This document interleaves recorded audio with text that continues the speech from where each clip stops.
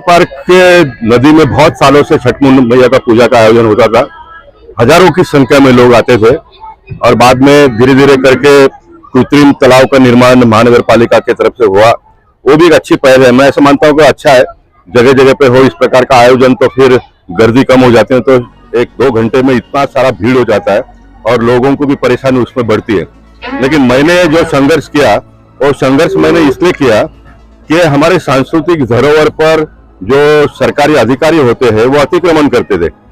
एक जमाने में मुगलों ने अतिक्रमण कर दिया, मंदिरों को तोड़ दिया, अंग्रेज आए उन्होंने अतिक्रमण किया, और आज आजादी के 75 साल के बाद में जब अपने विचारों की सरकार है, जब मोदी जी जैसे प्रधानमंत्री है, एकनाथ शिंदे जी और देवेंद्र फडणवीस जी जैसे मुख्यमंत्री और उप मुख्यमंत्री है, ऐसे समय पर सरकार के अधिकारी कानून का गलत अर्थ निकालकर इस प्रकार के कार्यक्रमों को बंदी करना, ये मैं मानता हूं कि ये भारत जैसे सांस्कृतिक प्रधान देश को न परवड़ने वाली बात है।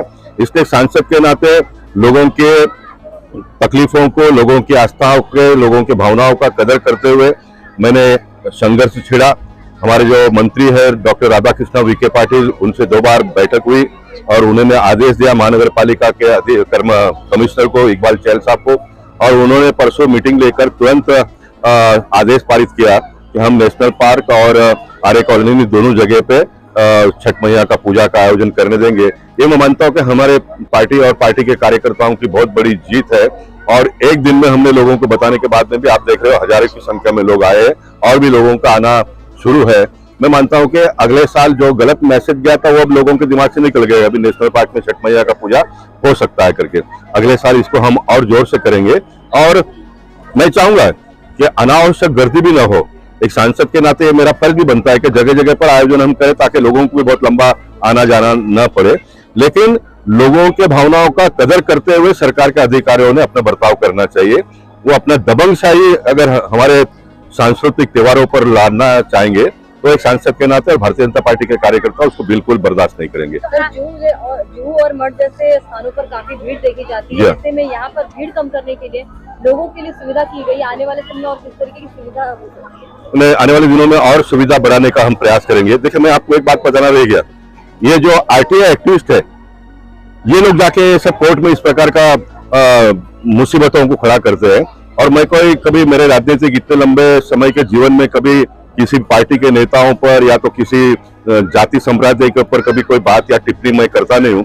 लेकिन एक स्टैलिन नाम का जो कैथलिक बंदा है, वो जाकर हिंदुओं को सिखाएगा कि उन्होंने किस प्रकार का कार्यक्रम करना चाहिए, किस तरह से पूजा करना चाहिए, तो ये मुझे बिल्कुल बर्दाश्त नहीं हुआ। मुझे लगता है छठी मैया ने, गणपति बापा ने, दुर्गा मैया ने मुझे जागरूक किया एक सांसद के नाते, क्योंकि गणेश भी कर सकता है, प्रकाश भी कर सकता है, लेकिन जनता ने जितना ताकत मुझे दिया वो इनको नहीं दिया है।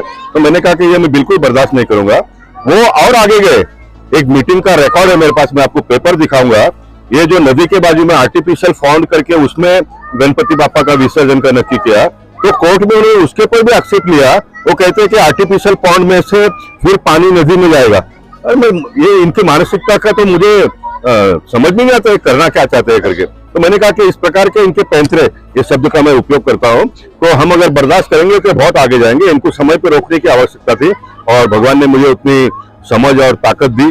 मैंने इतने सारे काम होते हुए उसको छोड़कर प्रायोरिटी देकर जाकर मीटिंग किया कमिश्नर के पास और मंत्री के पास, और एक अच्छा रिजल्ट आया, उसका मुझे बहुत समाधान है।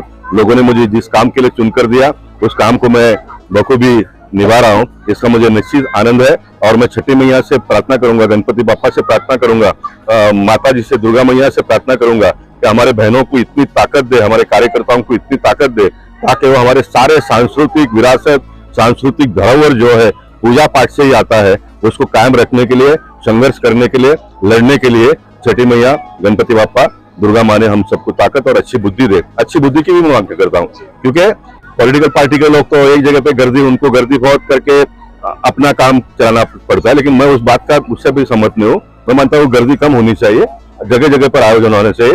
इसलिए मुंबई महानगर पालिका का मैं धन्यवाद अदा करना चाहूंगा, उन्होंने एक अच्छी व्यवस्था की है।